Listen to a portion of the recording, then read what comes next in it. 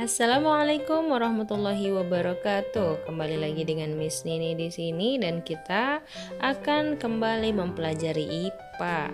Masih tentang bunyi pertemuan ketiga, tetapi kali ini kita akan mempelajari tentang sifat bunyi. Nah, sifat bunyi itu ada 3. Apa aja? Bunyi itu dapat merambat, bunyi dapat dipantulkan, dan bunyi dapat diredam. Ingat, sifat bunyi ada 3, bunyi dapat merambat, bunyi dapat dipantulkan, dan bunyi dapat diredam. Sekarang kita bahas yang pertama, bunyi dapat merambat. Nah, bunyi itu ternyata memiliki media perambatan atau dia memiliki medium supaya dia bisa merambat.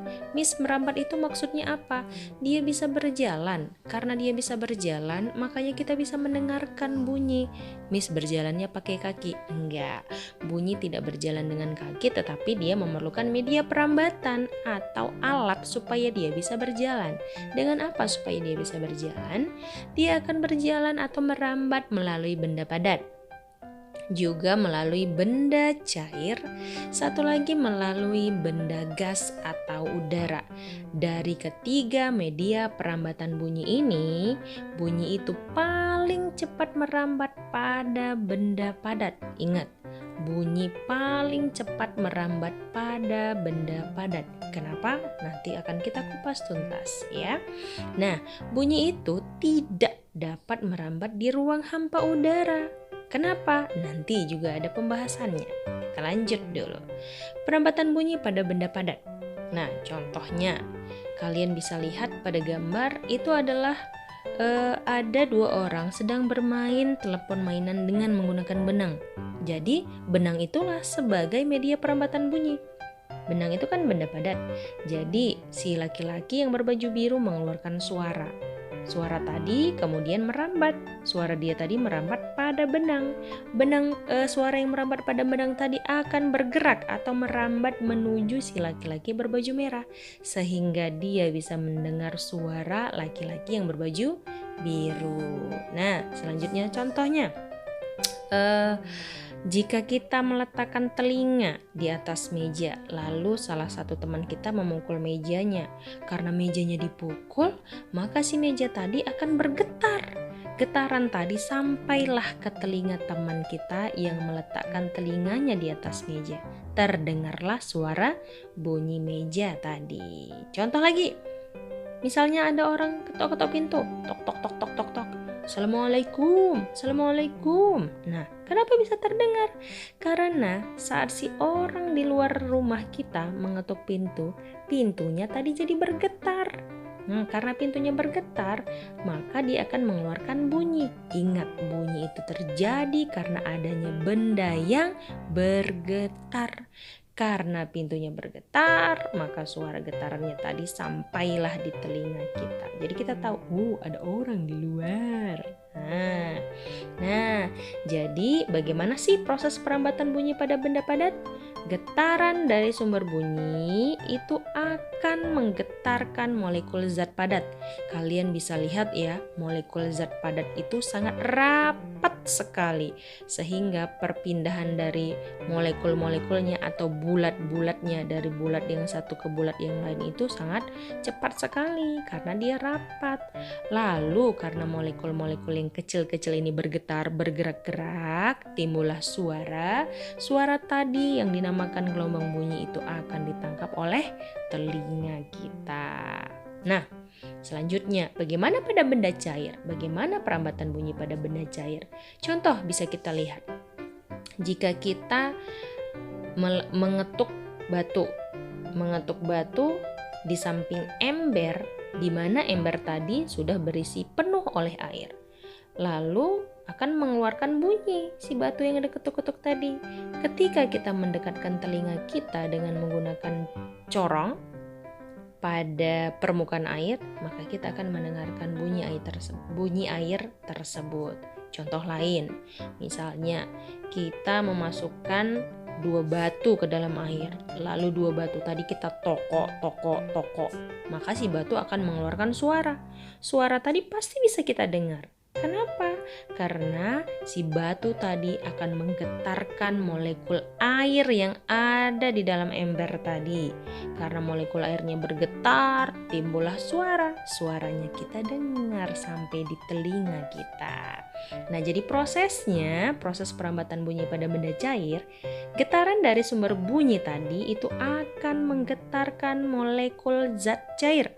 Bandingkan ya, molekul zat padat tadi dengan molekul zat cair. Kalian lihat kalau molekul zat cair itu dia lebih renggang, ada ruangan-ruangannya. Ya, lalu karena molekul zat cair tadi bergetar, timbullah suara. Suaranya tadi akan ditangkap oleh telinga kita. Ada suara. Nah, di dalam air. Oke. Nah, bagaimana pada benda gas? Bagaimana perambatan bunyi pada benda gas? Contoh, misalnya kita mendengar suara lonceng. Ada suara ice cream. Cing, cing, cing, cing, cing, cing. Nah, kok bisa terdengar ya? Karena si lonceng tadi kan bergetar. Karena si lonceng bergetar, maka dia akan menggetarkan molekul udara. Udara-udara yang ada di sekitarnya akan bergetar, sampailah suaranya ke telinga kita. Contoh lain, suara petir. Jedur. Kok bisa terdengar? Karena suaranya tadi merambat melalui udara. Contoh lain, kita punya hewan peliharaan seperti dogi ataupun kucing ya. Lebih baik kita pelihara kucing ya sebagai umat muslim. Nah, ketika si hewan peliharaan tadi bersuara meong meong atau gung gung, suaranya tadi itu akan menggetarkan udara yang ada di sekitarnya, sehingga suara si hewan peliharaan tadi akan sampai di telinga kita. Prosesnya sama seperti benda padat ataupun benda cair tadi. Getaran dari sumber bunyi itu akan menggetarkan molekul gas. Nah, lihat ya, molekul zat gas itu ternyata lebih renggang daripada kedua molekul benda sebelumnya. Benda padat rapat sekali, tersusun rapi. Benda cair ada renggang-renggangnya dikit. Benda gas semakin renggang. Nah, karena molekul gas itu bergetar, timbullah suara. Suara tadi akan sampai di telinga kita. Jadi, berdasarkan penjelasan Miss tadi, terbuktilah bahwa memang pada zat padatlah terjadi perambatan bunyi paling cepat. Kok bisa seperti itu, Miss? Kalian bandingkan tadi gambarnya, gambar molekulnya. Kalau pada zat padat, molekulnya itu rapat sekali. Kalau pada molekul zat cair agak renggang. Kalau pada molekul zat gas makin renggang. Jadi semakin rapat molekulnya, maka semakin cepatlah suara itu bisa merambat, sehingga bunyi akan paling cepat merambat pada benda padat. Simpan di kepalanya ya, karena akan ada question pada saat Zoom meeting. Next. Nah, sebelumnya Miss tadi ada mengatakan bunyi di ruang hampa udara. Bunyi itu tidak bisa merambat pada ruang hampa udara. Kenapa bunyi tidak bisa merambat di ruang hampa udara? Karena tidak ada media perambatannya. Namanya juga ruang hampa udara, berarti nggak ada udara. Karena nggak ada udara, bunyi tadi nggak bisa berjalan. Bunyi tadi nggak bisa merambat, makanya nggak dengar apapun pada ruang hampa udara. Di mana Miss ruang hampa udara? Ada di luar angkasa. Di luar angkasa tuh nggak ada udara. Jadi gimana Miss bernafasnya kalau keluar angkasa? Lihat tuh astronot. Astronot mereka menggunakan baju khusus. Baju astronot dilengkapi dengan pelindung, lalu di dalamnya juga dilengkapi dengan tabung oksigen supaya mereka bisa bernafas karena di sana nggak ada udara, Nak. Nah, supaya mereka bisa saling berkomunikasi antara astronot satu dengan astronot lainnya, mereka membawa alat komunikasi berupa radio. Karena kalau mereka teriak-teriak di situ nggak ada gunanya, nggak akan dengar kawannya, ya. Jadi di ruang hampa udara di sana tidak ada udara. Itulah yang menyebabkan tidak bisa terdengar suara apapun. Kalau misalnya kita tokok-tokok batu yang ada di sana, di bulan itu kan ada batu, Miss. Iya, kita tokok-tokok batunya nggak kedengaran juga, Miss. Nggak dengar. Kenapa?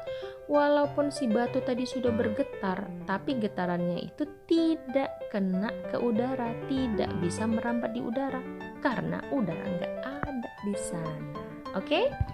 Nah, sifat kedua bunyi. Bunyi itu dapat dipantulkan.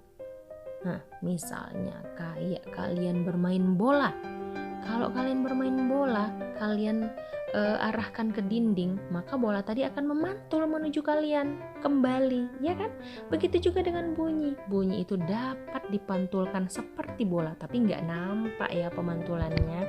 Nah, bunyi itu bisa dipantulkan kalau dia mengenai benda yang keras. Harus benda yang keras ya.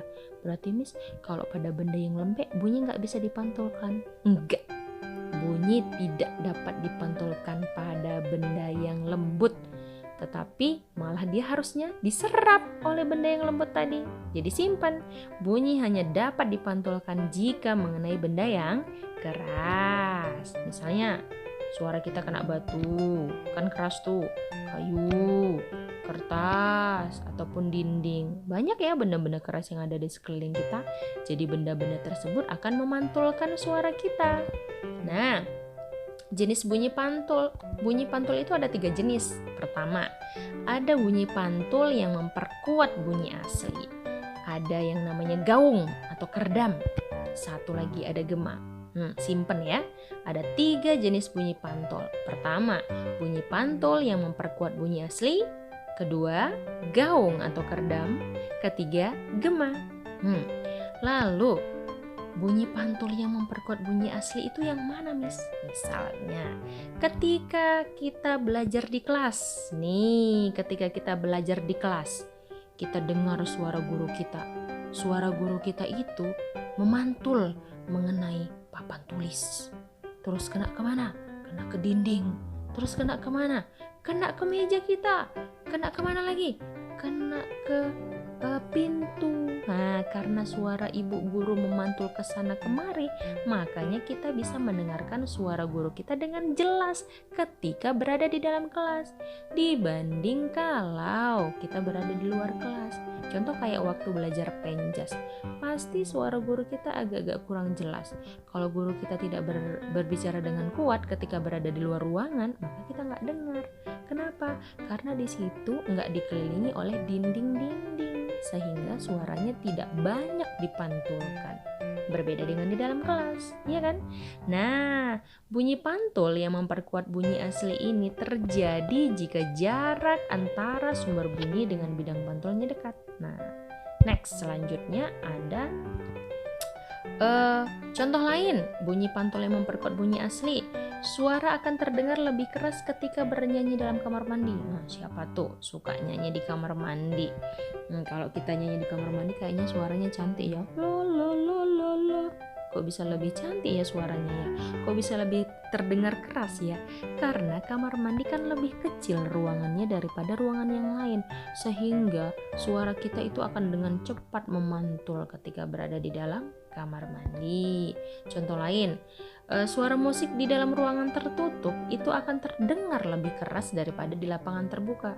Jadi konser musik yang ada di dalam ruangan tertutup akan terdengar lebih bagus, lebih lebih bulat suaranya dibanding dengan suara konser musik yang di ruangan terbuka. Kenapa? Karena kalau di ruangan tertutup kan banyak media pemantulannya. Ada dinding-dinding, ada lantai, ada kursi, ada wajah manusia, bahkan bisa menjadi media pemantulannya. Nah, jenis bunyi pantul selanjutnya yang kedua itu ada gaung. Nama lain gaung itu kerdam. Kita sering ini mengalami gaung. Biasanya kita akan mengalami gaung di ruangan yang kosong. Nah, gaung ini bunyi pantul yang terdengar hanya sebagian. Kenapa? Karena datangnya bersamaan dengan bunyi asli. Nah, jadi bunyi aslinya itu menjadi enggak jelas, menjadi kurang jelas ya. Ini biar lebih gampang kita lihat pada contoh di ruangan yang kosong. Ini ada seseorang berada di ruangan yang kosong, kemudian dia teriak.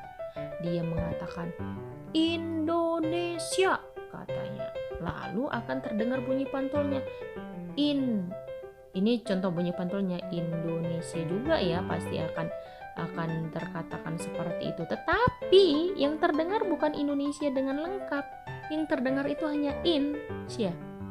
Kok bisa gitu, Miss? Karena prosesnya ketika kita mengatakan Indonesia, belum siap kita bilang Nesianya, masih bilang Indo, udah balik suaranya lagi Indo. Kita bilang lagi Nesia, balik lagi Nesia. Indonesia, Nesia. Jadi yang terdengar itu Insia. Nah, itu namanya gaung atau kerdam. Jadi terjadinya itu di ruangan kosong yang ruangannya luas seperti ini ya, tapi nggak ada apa-apanya. Contoh terjadinya kerdam atau gaung itu selain di ruangan kosong bisa terjadi di gedung bioskop, bisa di auditorium, tempat pertemuan ya. Kalau auditorium ini bisa juga di studio musik. Miss, tapi kalau di gedung bioskop kayaknya nggak terjadi lah, Miss, gaung itu suaranya nggak gaung-gaung gitunya, Miss. Iya, kenapa? Karena di gedung bioskop dilengkapi dengan alat penyerap suara. Siapa alat penyerap suaranya, Miss? Karpet. Nah, kemudian sofanya itu kan lembut, kain, di dinding-dindingnya juga ditempelin busa, sehingga bunyi tadi diserap oleh kain, oleh karpet, oleh busa yang ada di dinding-dinding bioskop, sehingga tidak terjadi gaung. Itu dia buktinya kalau bunyi itu bisa diserap ya. Next, jenis bunyi pantul yang ketiga, yang terakhir ada gema. Kalau gema ini bunyi pantul yang terdengar dengan jelas setelah bunyi asli. Jadi kita lanjut dulu ya. Jadi ini bisa terjadi jika jarak sumber bunyi dengan benda pemantul sangat jauh. Biasanya itu terjadi di tebing. Kalau kita berteriak di tebing, misalnya bunyi aslinya kita bilang Ali, maka karena sangat jauh jaraknya antara si orang dengan si tebing tadi, kita akan mendengar suara pantulannya Ali, Ali, Ali, Ali. Tapi makin lama makin rendah.